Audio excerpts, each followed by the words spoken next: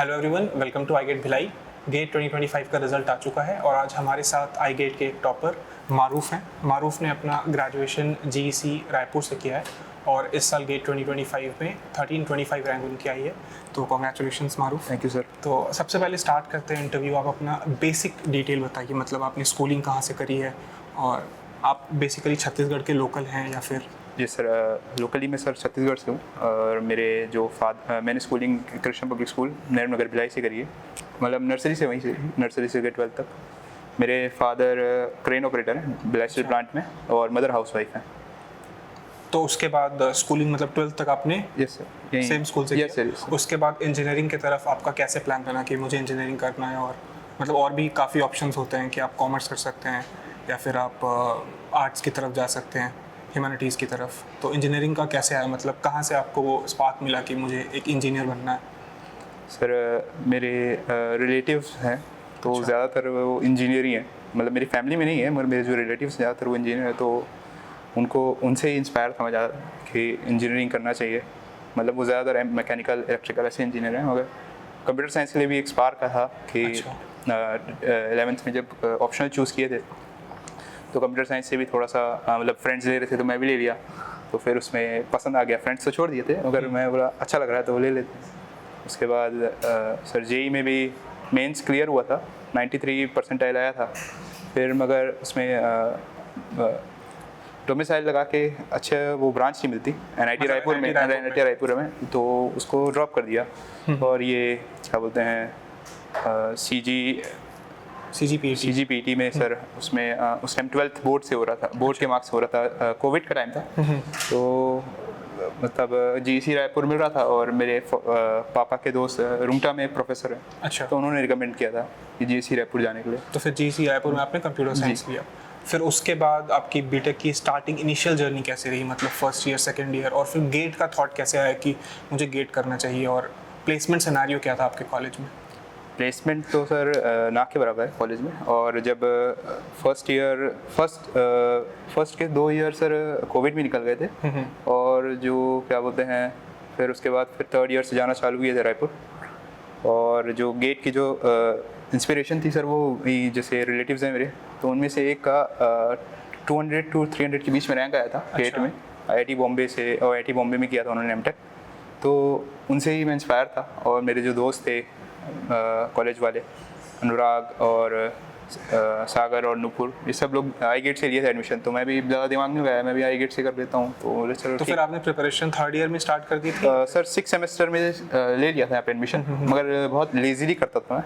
अच्छा। और थोड़ा सा ऐसे कॉलेज में थोड़ा सा प्रोजेक्ट को लेके थोड़ा सा स्ट्रिक्ट थे वहाँ पे जीईसी रायपुर में। डेवलपमेंट साइड प्रोजेक्ट मतलब इंटरेस्ट एक होगा ना कि नहीं सर, वो मुझे डेवलपमेंट करना है, एंड्रॉइड डेवलपमेंट या फिर एआईएमएल में, क्योंकि ऐसा होता है नॉर्मली जो टायर 3 बीटेक कॉलेजेस होते हैं, तो बच्चे सब्जेक्ट के डेप्थ में जाने की बजाय सोचते हैं कि चलो मैं वेब डी कर लेता हूँ, थोड़ा डीएसए कर लेता हूँ, कहीं अच्छी मतलब एक नॉर्मल एवरेज जॉब लगा लूँगा।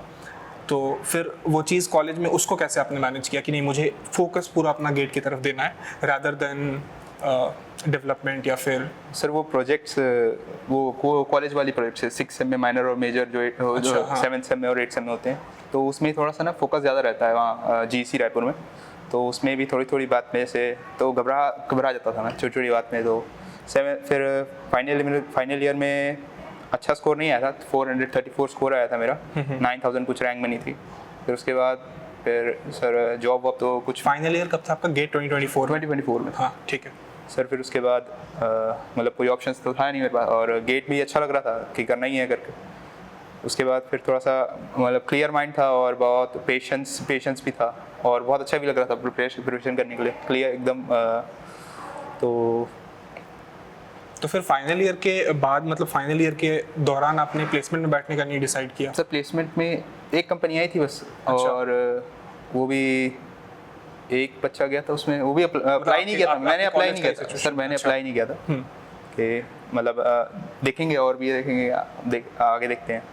तो उसमें भी फिर एक ही कंपनी आई थी। और जब जो लास्ट ईयर प्रिपेयर कर रहा था मैं ड्रॉप में, तो सर बहुत क्लियर माइंड से था और उस हिसाब से मार्क्स नहीं आए और रैंक भी नहीं आया उस हिसाब से, मगर वो डिसअपॉइंटमेंट था उस पर, उसको लेके फिर मोटिवेशन कैसे आया, मतलब जब आपने ड्रॉप ले लिया फिर आपने एक प्लान बनाया होगा ना कि अब मुझे गेट 2025 को टारगेट करना है इस तरीके से।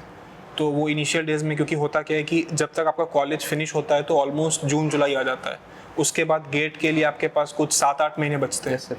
तो उस टाइम को आपने कैसे प्लान किया कि मुझे सब्जेक्ट्स किस तरीके से ख़त्म करने हैं, आपकी स्ट्रैटेजी क्या थी, और स्ट्रैटेजी के लिए आपने हेल्प किसी फ्रेंड से ली होगी, किसी सीनियर से ली होगी, एक बार डिटेल में इस चीज़ को डिस्कस कीजिए। जो मेरे जो क्लासमेट्स थे और मतलब उनके साथ ही घूमना फिरना था, अनुराग और सागर और इन लोग का अच्छा, मतलब एक तरह तक के अच्छा मार्क्स आया था मुझसे मेरे मुकाबले, तो उसको लेके भी थोड़ा फ्रस्ट्रेट था मैं। और तो ये एक मोटिवेशन का बोल सकते हैं आप एक तरीके से, और ये भी बोल सकते हैं कि मतलब कुछ और करने के लिए भी नहीं था। और जो सीनियर से तो बहुत ज़्यादा कांटेक्ट में नहीं था मैं, मगर ये जब दोनों बैठते थे साथ में तो मैं भी ऐसे ही बैठ जाता था कि मतलब ये जो दो भी डिस्कस कर रहे हैं उसको देख लेता हूँ मैं भी, थोड़ा बहुत समझ आएगा थोड़ा नहीं आएगा। तो मेरे जब फाइनल ईयर ख़त्म हुआ था तब तक मेरे सिर्फ 2 सब्जेक्ट बचे थे, CN और COA बचा था बस, बाकी सब सब्जेक्ट हो चुके थे। फिर अगस्त तक कंप्लीशन कर चुका था मैं सब्जेक्ट्स की, और मतलब क्या बोलते हैं शॉर्ट नोट्स बनाते थे। और फिर उसके बाद पहला जो शॉर्ट नोट्स बनाया था CN का बनाया था, तो CN का जो शॉर्ट नोट्स था वो 80 पेज का शॉर्ट नोट्स था। 80 पेज का शॉर्ट नोट्स था। तो ये जो शॉर्ट नोट्स वाला आइडिया था ये नूपुर की तरफ से मिला था। अच्छा। नूपुर सीनियर से कांटेक्ट भी थी, जैसे योगेश सर से और IUC से, तो वो लोग शॉर्ट नोट्स बना के प्रिपेयर करते थे। तो उसी से और थोड़ा गाइडेंस नूपुर से ही गाइडेंस ले रहा था कि कैसे करना चाहिए क्या नहीं करना चाहिए। तो फिर उसके बाद फिर शॉर्ट नोट्स कम होते चले गए। तो फिर वो 80 पेज का शॉर्ट नोट्स लास्ट तक कितने पेज का हुआ? नहीं, CN का उतना ही रहने दिया। 80 पेज का ही रहने दिया। और बहुत अच्छा लग रहा था वो। अच्छा, तो फिर उसको रिवाइज कैसे करते थे? बहुत इजी हो गया था वो, एकदम ना ऐसे सिर्फ पेज पलटाना रहता था। कितना टाइम लगता था 80 पेजेस को रिवाइज करने में? सर 2 घंटा। सर उसमें बहुत अच्छा लिखा था सर उसमें। मतलब हर चीज़ लिख दिया था लगभग, जो अच्छी लग रही थी, जो भी चीज़ मिस कर रहा था मैं वो सब लिख रहा था। उसके बाद फिर जब आगे के शॉर्ट नोट्स सब्जेक्ट से बनाते गया ना, तो सर बहुत कम पेजेस के हो गए थे। जैसे सर DS का 10-15 पेज में हो गया था, और CE का तो 5-6 पेज में था, डिजिटल का 5-6 पेज में था सर, वो और कम होते चले गए थे पेजेस। पहले वो 80 पेजेस था और उसके बाद फिर वो धीरे धीरे मतलब सर कम होते चले गए।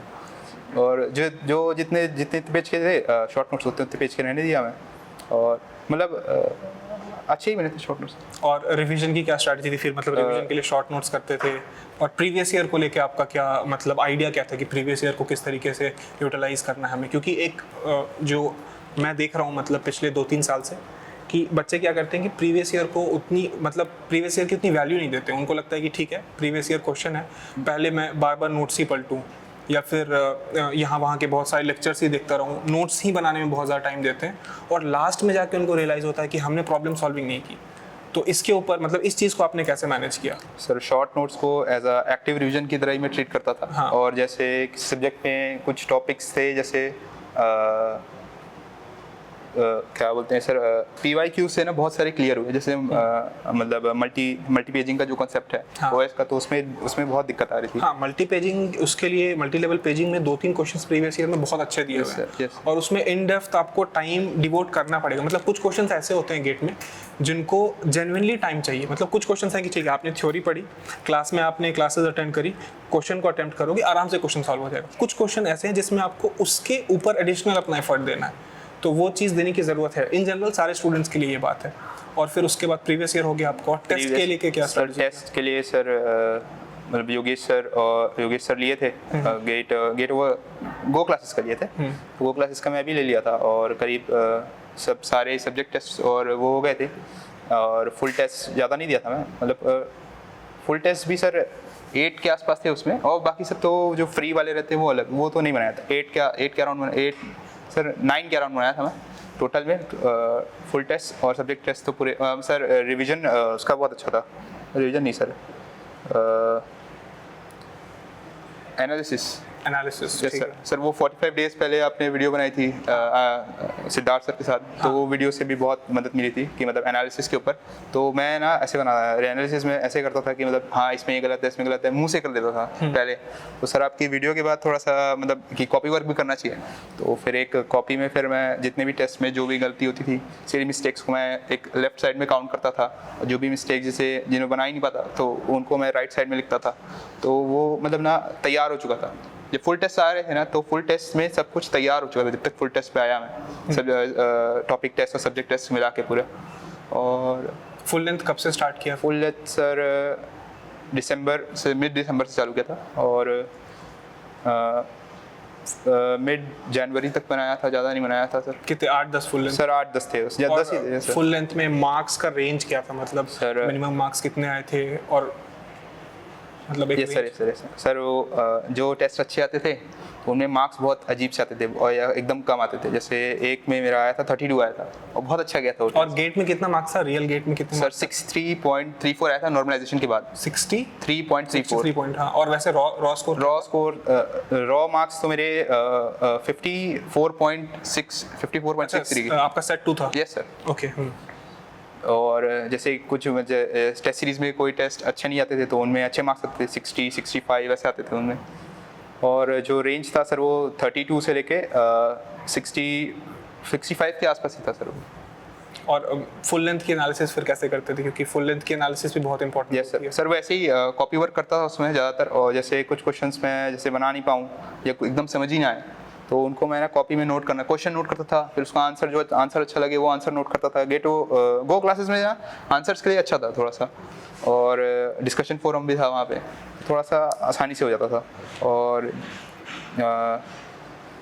वहाँ पे वीडियो आंसर्स, वीडियो लेक्चर्स के वीडियो भी आंसर्स रहते थे, वीडियो में भी रहते थे आंसर्स। और फिर अभी फिर क्या स्ट्रैटेजी है आपकी, मतलब इसके बाद, मतलब कौन से कॉलेज को टारगेट कर रहे हैं, और कोई फेवरेट ऐसा सब्जेक्ट या ऐसा स्पेसिफिक डोमेन जिसमें आप आगे काम करना चाहें अपने एमटेक में?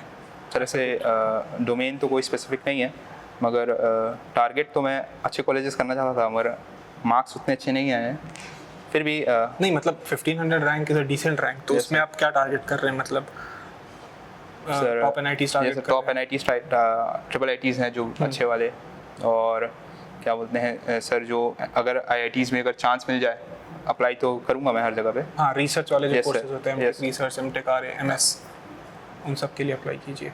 ठीक है, और कुछ सजेशन देना चाहेंगे, मतलब जो भी आपके जूनियर्स हैं जो देखेंगे इस वीडियो को, या फिर आपके कॉलेज के जो जूनियर्स हैं, आई गेट के जूनियर्स हैं, उनके लिए कोई सजेशन, कोई ऐसी गलती जो आप सजेस्ट करेंगे कि ये गलती ना करो तो अच्छा रहेगा, जैसे मस्ट डू, जो ये बिल्कुल करो ही करो? लास्ट ईयर में दिसंबर के टाइम पे मेरे कम से कम सब सब्जेक्ट हो गए थे, 2 सब्जेक्ट छोड़ के। दिसंबर के टाइम पे अगर मैं टेस्ट चालू कर देता, या मतलब घबरा गया था थोड़ा सा मैं कि मतलब जो मेरे जो क्लासमेट्स थे उनका सबका अच्छा टेस्ट चालू हो गया था, पहले ही चालू कर दिए थे, प्रिपरेशन बहुत अच्छी थी मेरे मुकाबले, और क्या बोलते हैं थोड़ा सा मैं मेहनत कर देता, मैं थोड़ा बहुत ना उसमें चले गया कि अब क्या करूँगा, अब क्या हो सकता है, टेस्ट लेने से भी कोई मतलब नहीं है, ऐसे ही मैं कॉपी पलटा के थोड़ा सा देख लेता हूँ। वो भी एकदम अच्छे से नहीं गया था, उसमें भी सिर्फ क्वालिफाई हुआ था, 35 मार्क्स आए थे उसमें, और थोड़ा सा अगर मेहनत करता तो हो सकता है 50 तक आते, और पिछले साल ही निकल जाता मैं। घबराहट एक बहुत बड़ी बात थी सर उसमें, कि मतलब मैं ये लोग को सब कुछ देख के डर गया था मैं कि ये इनसे अच्छा तो नहीं कर सकता मैं, और अब कुछ कर नहीं सकते, अब बहुत लेट हो चुका है। अब मैं ना सिर्फ ड्रॉप के बारे में सोच रहा था। सिद्धार्थ सर से मिलने आया था मैं, तो सिद्धार्थ सर भी बोले थे कि ड्रॉप तो लास्ट ऑप्शन है ही, ड्रॉप लेने से क्या मतलब, मगर फिर भी सर वो ठिकाने नहीं आती, अकल ठिकाने नहीं आई थी। फिर मार्क्स अच्छा नहीं आया तो ड्रॉप तो लेना ही पड़ा वैसे भी। ठीक है, और सब्जेक्ट्स को लेके एक बार, मतलब कंटेंट जो सिद्धार्थ से डिलीवर करते हैं और गुलशन से डिलीवर करते हैं, सब्जेक्ट्स को लेके कोई आपका कोई फीडबैक हो, मतलब क्या, कौन सा पोर्शन आपको अच्छा लगा, जो आपको मतलब ऐसा हो, मतलब होता है ना किसी एक पर्टिकुलर सब्जेक्ट में कि यार ये पोर्शन मेरा वीक है, बट मैंने ये वीडियो देखा या ये वाला चीज़ जब सर से पहली बार पढ़ा उसके बाद कॉन्फिडेंस आ गया, तो किसी सब्जेक्ट में ऐसा हुआ हो आपके साथ? फॉर एग्जाम्पल सी प्रोग्रामिंग एक ऐसा सब्जेक्ट है जो सिद्धार्थ सर से कोई भी पढ़ता है तो नेक्स्ट लेवल ऑफ क्लैरिटी आ जाती है। सिमिलरली गुलशन सर की डिजिटल इलेक्ट्रॉनिक्स, तो और कोई सब्जेक्ट ऐसा? सर काफ़ी हद तक मैं सेटिस्फाइड था, मतलब जितने भी सब्जेक्ट से आप पढ़ाए थे, जो DBMS और सिद्धार्थ सर जितने भी सब्जेक्ट कवर किए थे, सबसे मैं सेटिस्फाइड था गुलशन सर के। और राकेश सर का सर एप्टीट्यूड तो अच्छा था, एप्टीट्यूड में सर जितना भी जिस हद तक जा सकते थे गेट में उतना पूरा कवर हो चुका था, तो एप्टीट्यूड में भी कोई दिक्कत नहीं थी। और सर अगर जैसे जब मैंने किया था मैथ्स का तब नहीं था लीनियर अलजेब्रा और ये सब, मतलब ये सब के लिए उतना अच्छा नहीं था, अभी तो आ गया, अब तो कोई दिक्कत नहीं सर। ठीक है Maroof, okay, all the very best आपको आगे की एमटेक की जर्नी के लिए, और बाकी ऑल द बेस्ट एवरीवन।